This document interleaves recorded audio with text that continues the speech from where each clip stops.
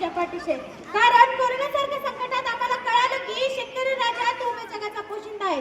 उन्हाळ्या पावसात राहणारा आपला बळीराजा हवामानावर होणारे बदल, त्यावर होणारे परिणाम व होणारे पिकाचे नुकसान अशा एक नाही अनेक संकटाला सामोरे जाणारा जगाचा पोशिंदा म्हणून ओळखला जाणारा आपला शेतकरी राजा आहे. शेतकऱ्याची शेती ही सर्व काही असते.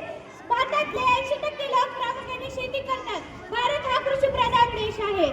शेतामधील माझी खोप, शेतामधील माझी खोप तिला बोराटीचं झाप, शेतामधील माझी खोप तिला बोराटीचं झाप, तिथं राबतो कष्टानं माझं शेतकरी बाप, तिथं राबतो कष्टानं माझं शेतकरी बाप. सोन्यासारखे पीक शेतकऱ्याच्या दारात उगवलं तर शेतकऱ्याला त्याचं छोटंसं घर सुद्धा बंगला एवढं वाटायला लागतं. आता नीट लक्ष देऊ नका.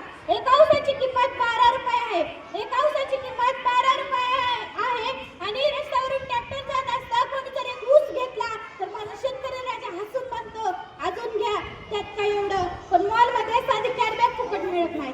तो शेतकरी आहे, तो जगलाच पाहिजे. म्हणून मी म्हणते की शेतकरी जगलाच पाहिजे, शेतकरी जगलाच पाहिजे. कारण इंडिया किती डिजिटल झाली तरी भाकरी काही डाउनलोड करून मागवता येणार नाही. अर्थशास्त्रज्ञ लोक म्हणतात की व्यापारी लोकांमुळे देश चालतो.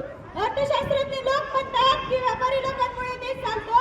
परंतु आम्हाला कोरोनामध्ये कळालं की जेव्हा शेतात नांगर चालतो तेव्हा देश चालतो, जेव्हा शेतात नांगर चालतो तेव्हा देश चालतो. अरे लोकशाहीच्या